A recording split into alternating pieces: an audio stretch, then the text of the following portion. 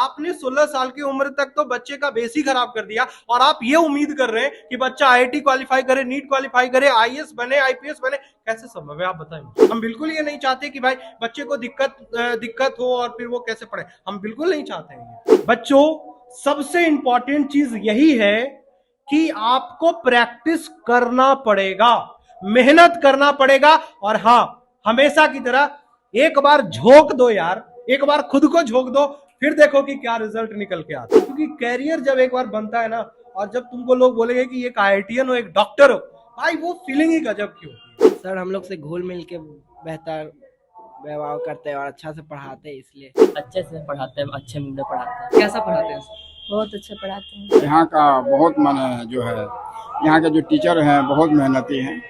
सब सर पढ़ाने का का तो तरीका, स्टाइल, एक्टिविटी बहुत अच्छा है। सब कुछ अच्छा हाँ, है। बेस्ट।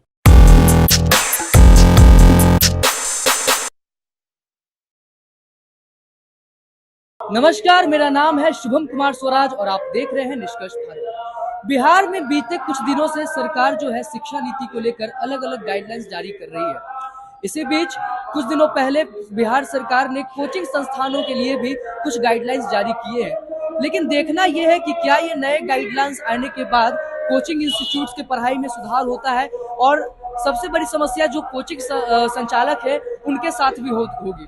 तो इन सारे सवालों का जवाब जानने के लिए हम आए हुए हैं पटना के एमसीएम इंस्टीट्यूट में, जो कि आईआईटी और नीट का प्रिपरेशन करवाती है। और अभी ये एक्सक्यूज मी सर, आप क्लास ले रहे थे क्या? सॉरी। हाँ बिल्कुल, नहीं कोई डिस्टर्बेंस नहीं, बताइए। तो जैसा कि आपको पता होगा कि बिहार गवर्नमेंट जो है कोचिंग इंस्टीट्यूट्स के लिए कुछ गाइडलाइंस लेकर के आई है, जिसमें कि 16 साल से कम उम्र के बच्चों को नहीं पढ़ाया जा सकता है कोचिंग में। तो इस पे आप क्या कहेंगे?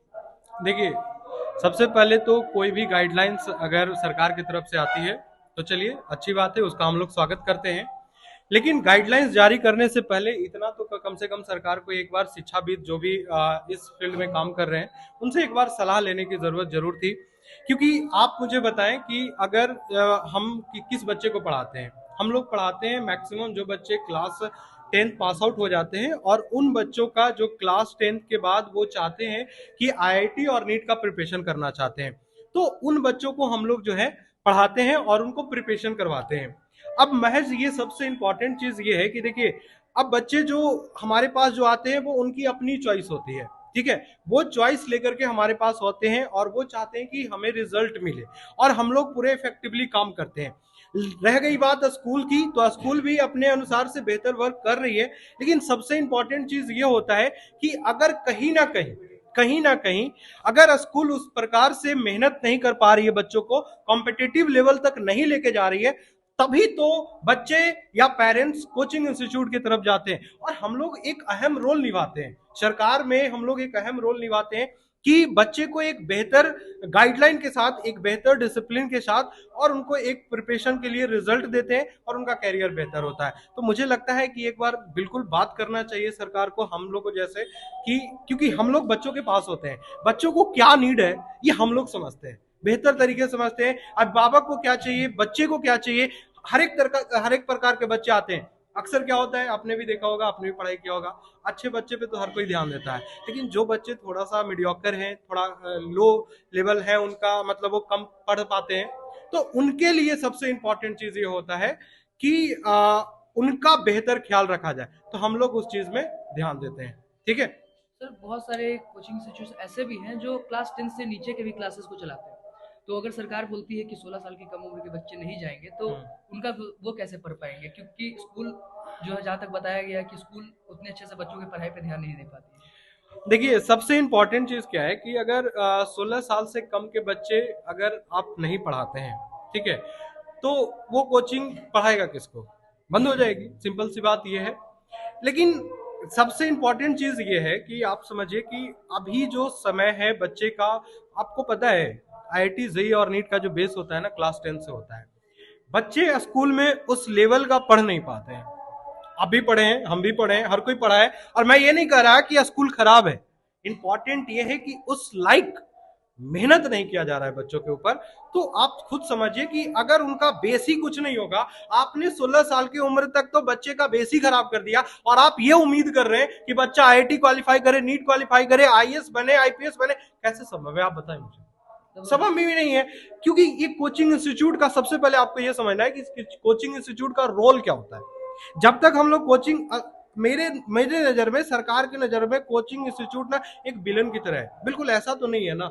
हम लोग तो और शिक्षा को बढ़ाने में सहयोग दे रहे हैं, हम लोग बच्चे को जितना हो सके अफोर्डेबल बनाते हैं, स्कॉलरशिप बेसिस पे हम लोग सहायता भी करते हैं बच्चों को। जो बच्चे मेहनती करते हैं उनको ज्यादा से ज्यादा मेहनत कर पाके उनको हम लोग रिजल्ट देते हैं। तो सरकार की नजर में हम कोई विलेन नहीं है भाई, लेकिन हमको विलेन की तरह देखा जा रहा है कि भाई कोचिंग इंस्टीट्यूट के वजह से ऐसी चीजें हो रही है, कोचिंग इंस्टीट्यूट के वजह से सुसाइड अटेम्प्ट हो रहा है, कोचिंग इंस्टीट्यूट के वजह से बहुत सारे बच्चे डिप्रेशन में। तो ऐसा तो नहीं है।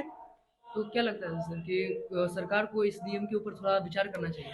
देखिए, हमारे लगने से नहीं होगा, लेकिन हम यही कहते हैं कि हमारा रिक्वेस्ट है, हमारी जितने भी टीचर कम्युनिटी है उनसे एक ही रिक्वेस्ट कर रही है कि थोड़ा सा इसमें फेरबदल होना चाहिए, और कोई भी गाइडलाइन अगर कम से कम जारी करते हैं तो हमारे जैसे शिक्षाविद जितने भी इस पूरे इंडिया में हैं उनके साथ आप बैठ के कम से कम एक बार विचार करें और एक निष्कर्ष निकालें, ताकि एक बेहतर, हम भी चाहते हैं कि बच्चों का बेहतर हो, हम भी चाहते हैं पेरेंट्स का बेहतर हो, हम भी चाहते हैं समाज का बेहतर हो।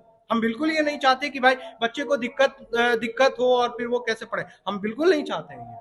तो सरकार को देख रहा हूँ कि आप डिजिटल बोर्ड लगा रखे हैं। हाँ, तो पहले ब्लैक बोर्ड या व्हाइट बोर्ड पे लोग मार्कर से पढ़ाते थे, अभी जमाना बदल गया है, अभी डिजिटलाइजेशन का जमाना हो गया, अभी डिजिटल बोर्ड पे पढ़ा रहे हैं। तो फायदा क्या हो रहा है सर ब्लैक बोर्ड से इस पर आने में? क्या सुविधा हो रही है, बच्चों को क्या ज्यादा समझ में आएगा इससे? देखिए, मैंने खुद ब्लैक बोर्ड पे पढ़ा है और जहां तक बात समझने की है तो ऐसा तो कुछ नहीं कह सकते हैं, सबका बच्चे का लेवल है। अब ब्लैक बोर्ड पे मैंने खुद भी पढ़ा है तो आज मैं पढ़ा रहा हूँ, तो ये तो बात नहीं है। लेकिन हाँ, एक विजुअलाइजेशन है कि बच्चे को एक थॉट प्रोसेस की समझना है, सोचना है, देखना है, फील करना है। तो हम लोग डिजिटल बोर्ड के अकॉर्डिंग किसी भी चीज को इजी वे में हम उनको समझा पाते हैं, दिखा पाते हैं, 3D में दिखा पाते हैं।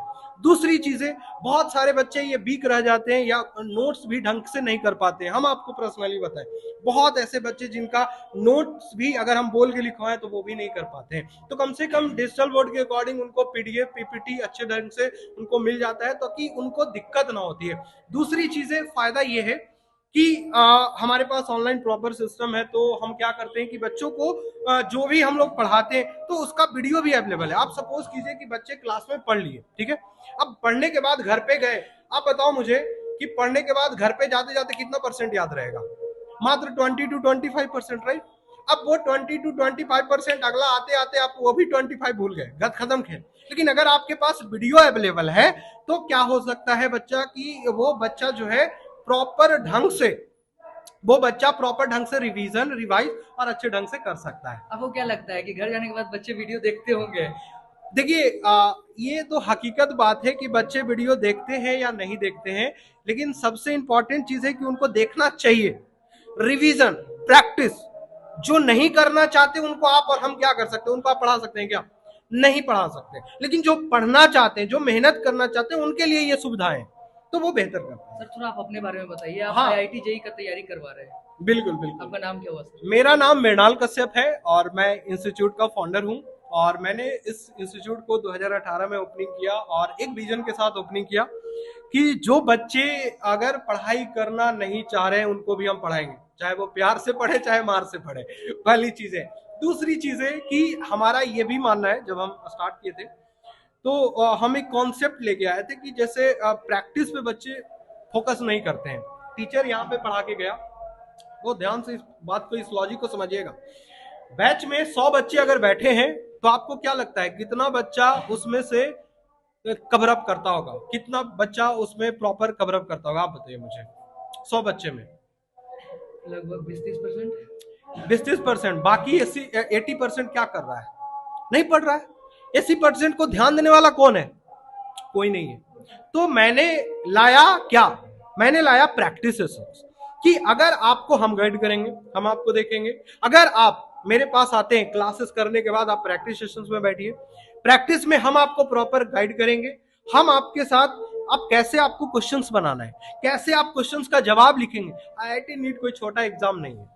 लेकिन ठीक सर है। आईआईटी और नीट का जो मेन हब है वो कोटा माना जाता है, लेकिन आप पटना में कोचिंग चला रहे हैं, तो आपको क्या लगता है कि आप सक्सेस कर जाएंगे या फिर आप जो विजन लेकर के चले हैं वो पूरा हो पाएगा? आप एक बात बताइए, किसी भी चीज का रिजल्ट देने के लिए जगह मायने रखता है क्या? नहीं रखता है।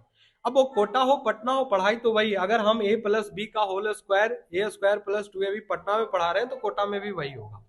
अब बात रह जाती है ना कि एक बहुत बढ़िया चीज मैं आपको बता रहा हूँ, कोटा में भी कौन पढ़ रहे हैं। मैं कोटा में पढ़ाया भी हूँ, मैं कोटा में पढ़ा भी हूँ। कोटा में पढ़ के पढ़ाने के बाद भी मुझे ये चीज रियलाइज हुआ, और मैं जब पटना आया, बिहार के बच्चे, बिहार के टीचर, और रेवेन्यू कौन जनरेट कर रहा है? कोटा। अब ये सबसे बड़ी विषय है, सरकार को भी इस पे सोचनी चाहिए। आप एक चीज को समझिए कि सबसे इंपॉर्टेंट, अगर रेवेन्यू जनरेट कर रहा है कोटा, जाहिर सी बात है कि इसमें आप कोई भी रिजल्ट अगर होता है ना, तो किसी इंस्टीट्यूट के बदौलत नहीं होता है, किसी टीचर के बदौलत नहीं होता है। टीचर का योगदान मात्र 20 to 30% है। मेरे पढ़ाए द्वारा बच्चे भी रिजल्ट दिए हैं और दे सकते हैं, बशर्ते बच्चा तो मेहनत करे। अगर बच्चा मेहनत नहीं करेगा तो हम घोर के नहीं पिलाएंगे, कोटा भी घोर के नहीं पिला रहा है। आपने टीचर बनने का ही क्यों सोचा? हाँ, ये बड़ा सवाल आपने और अच्छा पूछा। देखिए, teaching is not my job, it's my passion. सबसे बड़ी चीज टीचर में। और हाँ, ये बात से मेरे आज भी मम्मी पापा बोलते हैं कि बेटा तू सरकारी नौकरी क्यों नहीं कर रहा, तू टीचर ही क्यों बना है। देखिए क्या है ना कि जब मैं मुझे ना मैथ्स पढ़ाना बहुत अच्छा लगता था, तो मैं जब पढ़ता था तब भी अपने दोस्त को पढ़ाता था, और कॉलेज लाइफ में भी मैंने पढ़ाना स्टार्ट कर दिया था वहीं से ही। तो मुझे ना एक अच्छा फीलिंग महसूस हुआ। कुछ महीने में प्रॉपर एक जो है डिप्रेशन में रहा, एक दो, कि मैं करूंगा क्या। जब मैंने पढ़ाया तो मुझे एक अलग एहसास हुआ, एक अलग फीलिंग हुई, यार बहुत मजा आ रहा है पढ़ाने में।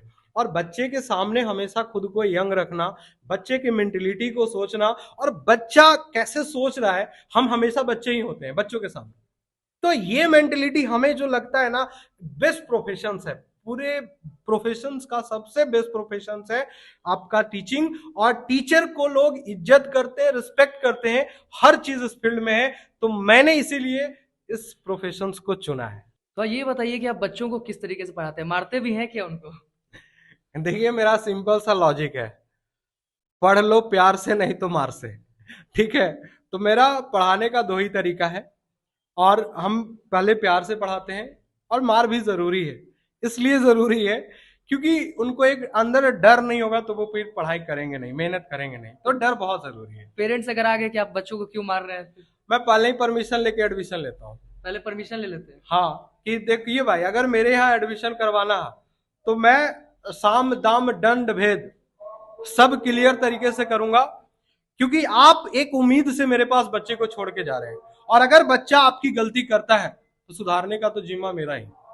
तो किसी भी प्रकार से बच्चा गलती करे, डिसिप्लिन मेंटेन नहीं करे, तो वो सारे एक्शंस होंगे जो उनके लिए रिक्वायर्ड होंगे। बात से समझ में आता है तो समझ लो, नहीं तो फिर उसके बाद भी बहुत सारे किस टाइप के एक्शन लेते हैं सर? नहीं, बहुत सारे, ऐसा नहीं, मैं आप मुझे विलेन मत बना दीजिए कि बच्चे लोग मुझसे घबराने शुरू कर दें। नहीं, मेरा बहुत प्यारा, बच्चे के साथ मैं बहुत फ्रैंकली रहता हूँ और बहुत प्यार से रहता हूँ। बच्चे हमारे लिए हमेशा मेरे लिए बहुत, मतलब ऐसा बोलूँ, मेरे लिए फैमिली है वो। तो बच्चा मेरे लिए बहुत कुछ है, हर चीज है। लेकिन हाँ, जरूरी इसलिए पड़ जाता है कि ताकि वो, उसको लगे कि हाँ भाई, मेरे सर आज हम होमवर्क नहीं करके जाएंगे तो सर पीटेंगे भी। तो इस वजह से भी बच्चे जो है डर से अपना होमवर्क भी करेगा, मेहनत करके आएगा तो रिजल्ट भी देगा। ठीक है, तो ये हमारा सबसे बड़ा चीज। अब आप थोड़ा परमिशन दे तो बच्चों से भी कुछ बात अरे कर ले। बिल्कुल, परमिशन तो है। कभी सर पीटे आपको? नहीं, मुझे नहीं। नहीं पीटे आपको? नहीं। किस चीज की तैयारी कर रहे हैं आप? IIT JEE। IIT JEE की इंजीनियर बनना है? यस। ओके, तो सर के पढ़ाने का तरीका कैसा है, क्यों आप सर को पसंद करते हैं इतना? सर हम लोग से घुल मिल के बेहतर व्यवहार करते हैं और अच्छा से पढ़ाते हैं, इसलिए। और अगर बदमाशी का भी कर दिया आप लोग, कुछ पढ़ के नहीं आया, अगर याद करके नहीं आया, कुछ होमवर्क करके नहीं आया, तो कभी कभी डांटते हैं, लेकिन उस गलती को सुधारने का मौका भी देते हैं सर। अच्छा, सर बोले कि रिकॉर्डिंग लेक्चर रहता है, बाद में लोग मोबाइल पे भी Yes, देख सकते हैं, तो ईमानदारी से बताइएगा, वीडियो देखते हैं घर पे जाके? जिस दिन हम लोग को समझ में आ जाता है उस दिन कभी कभी नहीं देखते हैं। जिस दिन बहुत ज्यादा डाउट हो जाता है ना, उस दिन डाउट क्लियर करने के लिए घर जाके वापस देखते हैं। क्या नाम हो आपका? स्नेहा कुमारी। किस चीज की तैयारी कर रही हैं आप यहाँ? नीट का। नीट का? डॉक्टर बनना है आपको? यस। सर कैसा पढ़ाते हैं? बहुत अच्छा पढ़ाते हैं। समझ आता है? हाँ हाँ। सब कुछ समझ आता है, और जो नहीं समझ में आता है वो उसके लिए स्पेशल जाके डाउट पूछते हैं तो डाउट बताते हैं। सेशन चलता है अलग से। हाँ। तो ऐसा नहीं होता है कि मतलब डाउट पूछने गए तो सर गुस्सा हो गए, कभी तो समझाए क्लास में? नहीं नहीं, बता देते हैं। बता देते हैं। वो खुद ही बोलते हैं कि जिसको डाउट हो वो आ जाना नहीं, पूछे। हमारे भी टीचर लोग बोलते थे कि जितना बार पूछोगे उतना बार बता देंगे, पूछने जाते थे तो लात खा जाते थे। सर ऐसा नहीं ना करते हैं? नहीं नहीं, बहुत अच्छा से बता देते हैं। और अगर बदमाशी आप लोग करते हैं तो क्या करते हैं सर? सिर्फ डांटते हैं। सिर्फ डांटते हैं? सर तो बोले पीटते भी हैं। पीटते नहीं है, डांट, उनके डांट से ही हम लोग डर जाते हैं। तो मतलब डांट से ही आप लोग डर जाती हैं। आप, आपका क्या नाम हुआ? ऋषुराज। क्या? ऋषुराज। ऋषुराज। किस चीज की तैयारी कर रहे हैं आप? IIT जी। इंजीनियर बनना है आपको? किस फील्ड में? सिविल अच्छा, वो इंजीनियर। बाद में डिसाइड करेंगे या फिर CS में? अच्छा, तो सर कैसा पढ़ाते हैं? ठीक पढ़ाते हैं, अच्छा पढ़ाते हैं। अच्छा पढ़ाते हैं। तो मास्क उतारेंगे? तो सर के बारे में क्या कहना है, कैसे व्यक्तित्व के इंसान है सर? बहुत अच्छे हैं, सबसे घुल मिल जाते हैं। घुल मिल के रहते हैं। और सर के पढ़ाने का तरीका कैसा है? अच्छे से पढ़ाते हैं, अच्छे मुंडे पढ़ाते हैं। हाँ? अच्छे मुंडे पढ़ाते हैं, डराते नहीं। डराते नहीं है? अच्छा, तो सर नहीं डराते लेकिन आप लोग डरते हैं कि नहीं डरते हैं? हाँ, थोड़ा बहुत डरते हैं। थोड़ा बहुत डरते हैं। क्यों? सर मारेंगे बाद में। सर होमवर्क- पीटते भी हैं? हाँ, थोड़ा बहुत। यहाँ पे मैम जो आई हैं अपनी बच्ची या बच्चा है मैम आपका? बच्चा है। बच्चे का एडमिशन करवाने के लिए आई हैं। तो मैम आपने इसी इंस्टीट्यूट को क्यों चुना है? ये हमको अच्छा लगा, इसलिए मेरा बेटा स्कॉलरशिप निकाला है। अच्छा, स्कॉलरशिप निकाला उन्होंने। जी। तो कैसा लग रहा है, मतलब क्या लग रहा है आपको कि वो आगे सर के नेतृत्व में एग्जाम क्रैक कर पाएंगे? हाँ हाँ? हाँ। सर की वीडियोस देखी हैं आप? जी देखिए, कैसा पढ़ाते हैं सर? बहुत अच्छा पढ़ाते हैं। सर पे विश्वास है? बहुत विश्वास। अभी हमारे साथ एक पेरेंट्स भी हैं जिनकी बच्ची इस इंस्टीट्यूट में पढ़ती है, तो इनसे भी जानते हैं कि आखिर इन्होंने इस इंस्टीट्यूट को क्यों चुना और सर कैसा पढ़ाते हैं। सर आपका नाम क्या है? मेरा नाम सतीश प्रसाद सिंह है और मेरी बेटी का नाम अंजलि सिन्हा है और मेरी बेटी इसी इंस्टीट्यूट में MCM में पढ़ती है और यहाँ का जो प्रिंसिपल है बहुत मेहनती, बहुत लेबोरियस है। किस चीज की तैयारी कर रही है वो इंजीनियरिंग की तैयारी कर रही है। जेई? हाँ, जेई मेंस की। तो सर कैसा पढ़ाते हैं? सर बहुत अच्छा पढ़ाते हैं। यहाँ का बहुत माने जो है, यहाँ के जो टीचर हैं बहुत मेहनती हैं। और व्यवस्था कैसी है सर यहाँ? व्यवस्था बहुत ठीक ठाक। व्यवस्था ठीक ठाक हाँ, है। ठीक ठाक। और जैसे सर बोल रहे थे ऑनलाइन के बारे में, सर का ऑनलाइन भी चलता है, जैसे वीडियो रिकॉर्ड हो गया, किसी को समझ में नहीं आया तो वो घर पे देख सकता है, तो उससे भी बच्ची को सुविधा मिलता होगा? सुविधा मिलता है, लेकिन मेरी बच्ची यहाँ मैंने फर्स्ट टाइम आई है अभी, तो वो तो अभी 10th के बाद मैंने एग्जामिनेशन के बाद जब आएगी तब पता चलेगा ऑनलाइन। लेकिन ऑनलाइन चलता है सर का, यूट्यूब पर हम देखे हैं, बहुत सारे मैंने फेसबुक पर देखे हैं, आते हैं। सर आप जब सर का वीडियो देखते हैं तो कैसा लगता है, सर किस तरीके से पढ़ा रहे हैं, उनका पढ़ाने का तरीका, स्टाइल, एक्टिविटी बहुत अच्छे है, सब कुछ अच्छा है? हाँ बेस्ट। सर अभी बच्चों से बात की मैंने, बच्चे काफी खुश लग रहे हैं और आपकी काफी इज्जत करते हैं। कुछ बच्चे डरते हैं थोड़ा मोड़ा, ऐसी क्या खासियत है आप में कि बच्चे आपको इतना पसंद कर रहे हैं? डर सबसे बड़ी चीज यही है। लेकिन देखिए सबसे बड़ी चीज यही भी है कि हम बच्चों, मैंने आपको बताया कि उनके कैरियर का जिम्मेवारी मेरे ऊपर है, तो इज्जत तो करना पड़ता है।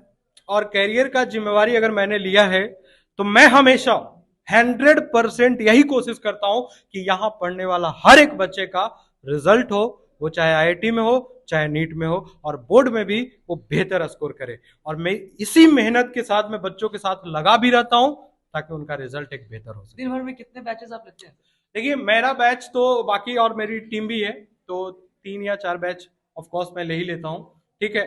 और उसके बाद भी अभी तो एडमिशन का हमारा प्रोसेस भी अभी स्टार्ट हो रहा है, ठीक है। जो बच्चे अभी हमने अभी मैं आपको एक जानकारी भी दे दूं कि हमारा स्कॉलरशिप, जो बच्चे थोड़ा वीक होते हैं, मतलब बिग फैमिली से आते हैं, उनके लिए हम स्कॉलरशिप भी कंडक्ट करते हैं। तो वो हमारे ऑनलाइन भी, हमारे ऐप के थ्रू भी वो दे सकते हैं, MCM पटना ऐप का नाम है, या फिर वो यहाँ पे भी सेंटर पे आके वो दे सकते हैं हमारे यहाँ स्कॉलरशिप, ताकि उनको जो हमारा फीस है, जो हमारा पढ़ाने का जो फी है, उसमें उनको फायदा हो सके।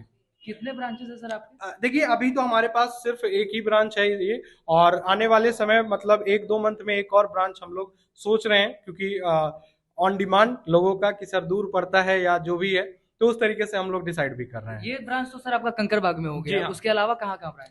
देखिए मैं तो चाहता हूँ कि पूरे बिहार में छा जाऊं, ठीक बिहार में छोटा है। है। लेकिन इम्पोर्टेंट है कि बहुत जल्द आपको कुछ ब्रांचेस आपको दिखेंगे, और होपफुली मैं आपको इनवाइट जरूर करूंगा कि आप ऐसे ही जैसे आज आए हैं वो आप बिल्कुल ऐसे ही आ जाएं, तो हम जरूर आपको इनवाइट करेंगे। तो बहुत जल्द है ये समय आएगा। थकते नहीं है सर?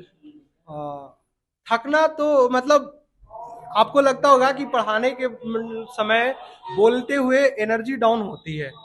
हम लोग की जो टीचिंग का जो एनर्जी है ना, जितना पढ़ाते उतना बढ़ता है। ये हमसे नहीं, जितने भी टीचर हैं उनसे भी आप पूछिएगा कि अगर एक टीचर थक गया तो बच्चे का क्या हो। तो टीचर को थकना तो चाहिए ही, सबसे बड़ी चीज यही है। तो हम लोग थकते नहीं है, हम लोग मेहनत करते हैं। और इस फील्ड में आप बताइए ना, किसी का हम फ्यूचर अपने हाथ में लेके घूम रहे हैं, फ्यूचर बनाने की सोच रहे हैं, तो थकान कहाँ से आएगी। लास्ट में सर IIT JEE और नीट के एस्पिरेंट्स को आप क्या मैसेज देंगे? हाँ, ये बड़ा सवाल है, क्योंकि देखिए जितने भी बच्चे इस वीडियो को देख रहे हैं, IIT JEE और नीट का प्रिपरेशन करते हैं, सबसे बड़ा चीज practice practice practice, and practice is की टू द सक्सेस। अगर आप प्रैक्टिस नहीं करते हैं, आपको लाख मैं यहाँ पे पढ़ा के चला जाऊं, आप घर पे मेहनत नहीं करते हैं, आप घर पे पढ़ाई नहीं करते हैं, सेल्फ स्टडी नहीं कर रहे हैं, आपकी मैक्सिमम सेल्फ स्टडी नहीं हो रही, तो टीचर के पढ़ाने से, इंस्टीट्यूट के पढ़ाने से कुछ नहीं होगा। इसीलिए बच्चों, सबसे इंपॉर्टेंट चीज यही है कि आपको प्रैक्टिस करना पड़ेगा, मेहनत करना पड़ेगा। और हाँ, हमेशा की तरह एक बार झोंक दो यार, एक बार खुद को झोंक दो, फिर देखो कि क्या रिजल्ट निकल के आता है।